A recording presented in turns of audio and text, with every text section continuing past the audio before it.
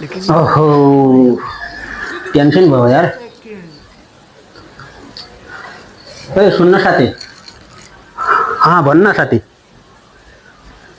सुदुङ गुरुङले त राजीनामै दिएछ त। ए हो र? हो राजीनामा दिएछ यार। मैले त कता कता सुनेको थिएँ। अनि अब को बन्छ होला प्रधानमन्त्री? तेरो बाउ बन्छ।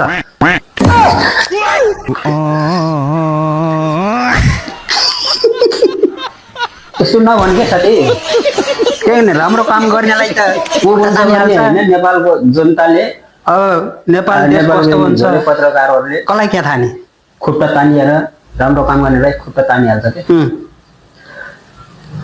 हाम्रो नेपाल देश त कहिल्यै भुल्दैन। अब बसिहाल्छ नि, एउटा न एउटा कोही बसिहाल्छ नि।